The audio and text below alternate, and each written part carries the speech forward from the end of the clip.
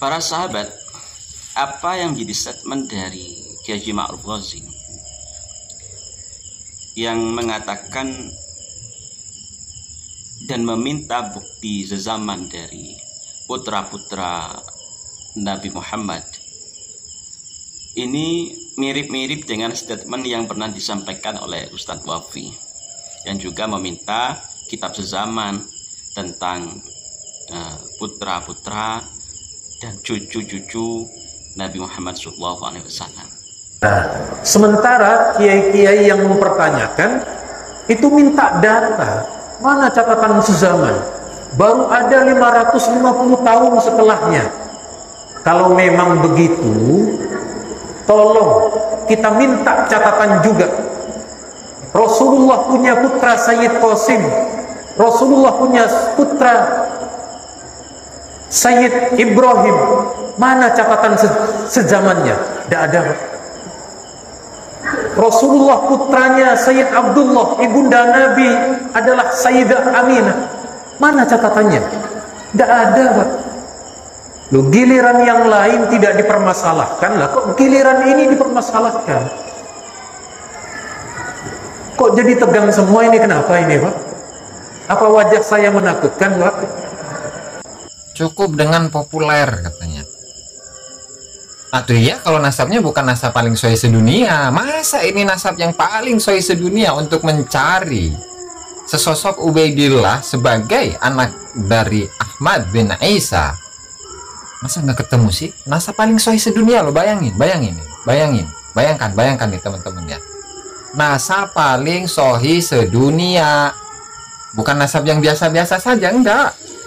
Nasab yang paling sahih sedunia ini, ya, nasab paling sahih sedunia, bahkan ijma para ulama, kesepakatan, konsensus para ulama mengenai keabsahan dari nasab tersebut itu sudah terjadi. Masa nyari satu nama aja nggak bisa, mencari biografi dan kesejarahan dari siapa namanya Imam Ubaidillah saja nggak bisa, berarti bukan paling sahih sedunia dong.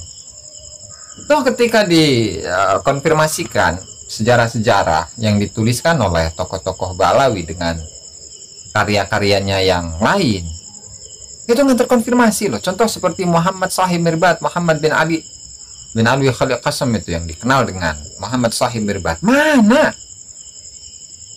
kebesaran namanya, ya kan? Kemudian popularitasnya, kemudian murid-muridnya, karya-karyanya, bahkan dari keturunan Muhammad bin Ali Sahih Mirbat itu sendiri mengakui bahwa leluhurnya ini bukan ulama. Muhammad bin Ali Sahih Mirbat itu bukanlah ulama, gitu loh.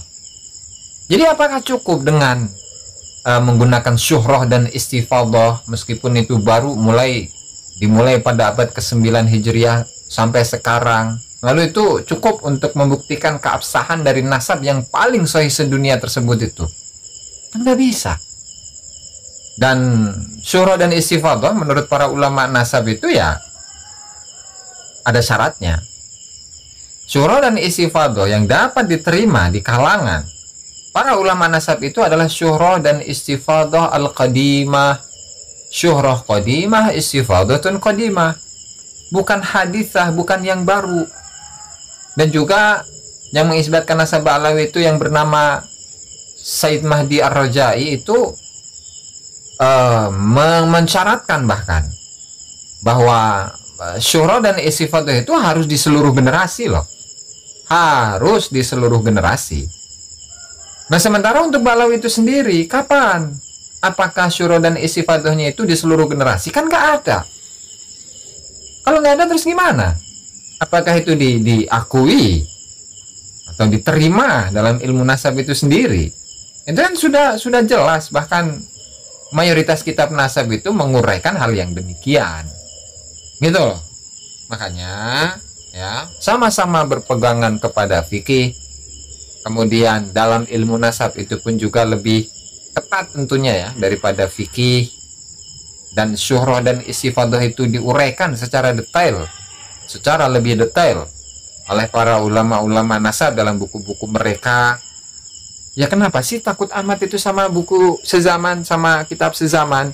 seolah-olah kitab sezaman itu adalah satu momok yang sangat menakutkan gitu, ya kan? Dan kemarin juga diuraikan, dijelaskan oleh Kiai Haji Imaduddin Usman Al-Bantani mengenai manuskrip itu, yang katanya manuskrip itu membuktikan bahwa tokoh yang bernama Ubaidillah itu benar-benar adalah seorang rawi gitu ya. Ya padahal tidak terkonfirmasi dalam buku-buku hadis, dalam kitab-kitab hadis, dalam kitab Rijalul Hadis, para perawi-perawi hadis. Terus mau kayak gimana? Tetap aja memaksakan bahwa nasab tersebut adalah nasab yang bersambung kepada Rasulullah Shallallahu Alaihi Wasallam. Apakah demikian? Putra-putranya Rasulullah, Sayyid Qasim gitu kan, itu ada atau enggak catatan sezaman? Terus riwayat-riwayat hadis itu mau dikemanakan? Riwayat-riwayat hadis, kemudian asbab nuzulil al-wahyi atau Al-Quran ya, mengenai inna sya'ni akahwal abtar itu dikemanakan? Itu kan riwayat-riwayat berkesinambungan, kan bisa dibuktikan keberadaan Rasulullah Shallallahu Alaihi Wasallam dalam data-data eksternal itu pun juga ada banyak, bahkan untuk data sezaman untuk Nabi Ibrahim itu ada. Ya itu apa bukti adanya jejak kakinya Nabi Ibrahim? Itu kan bukti sezaman. Ka'bah itu pun juga bukti sezaman. Gimana demi untuk melegitimasi akan kebenaran nasab Balawi yang bersambung kepada Rasulullah Shallallahu Alaihi Wasallam itu langsung bawa-bawa nama Rasulullah? Ini apa-apaan gitu kan? Aduh, Masya Allah. Nah itulah yang disebut dengan syuhra dan istifadah, bahwa Rasulullah memiliki seorang putra yang namanya Qasim, memiliki seorang ayah yang namanya Sayyid Abdullah, memiliki seorang ibu yang namanya Sayyidah Aminah, memiliki seorang istri yang namanya Sayyidah Khadijah. Nah itu baru syuhra dan istifadah. Tidak ada satupun orang yang menentang. Gitu loh, beda dengan nasabnya Balawi lah. Gimana mau menyamakan? Ya, mau membawa-bawa nama Rasulullah, keluarga Rasulullah, orang tua Rasulullah, putra-putra Rasulullah, demi untuk melegitimasi kebenaran dari nasab Balawi. Berarti kalau nggak punya catatan ya sudah, jangan ngaku cucu Nabi. Toh sampai sekarang nggak terbukti kan, baik secara catatan apalagi DNA gitu kan. Ya udah, kami juga berpegang pada fikih, berpegang juga pada ilmu nasab ya. Apalagi misalkan dari nakobah itu yang kita lihat itu argumentasinya, apakah argumentasinya kuat, kokoh atau tidak. Ya jangan-jangan seperti kemarin gitu, Said Mahdi Rojai, Ibrahim bin Mansur, Khalil bin Ibrahim Ad-Dulaimi, ataupun yang lainnya. Jangan-jangan seperti itu nanti. Itu kan tidak ada argumentasi yang kuat untuk menunjukkan akan ketersambungan nasab mereka kepada Rasulullah Shallallahu Alaihi Wasallam, dan itu pun membuka pintu lebar-lebar kepada siapapun untuk mengaku sebagai keturunan Rasulullah Shallallahu Alaihi Wasallam. Saudara, para sahabat, apa yang jadi statement dari Kiai Haji Ma'ruf Ghazi yang mengatakan dan meminta bukti sezaman dari putra-putra Nabi Muhammad ini mirip-mirip dengan statement yang pernah disampaikan oleh Ustadz Wafi, yang juga meminta kitab sezaman tentang putra-putra dan cucu-cucu Nabi Muhammad SAW. Mungkin karena satu frekuensi sehingga ada kemiripan statement. Dari sini kita bisa mengambil ilmu, mengambil hikmah untuk memahami polemik nasab secara ilmiah. Bukan hanya kita berlandaskan bahwa nenek moyang kita dulu-dulunya ini baik dengan para habaib dan lain sebagainya. Terus terang,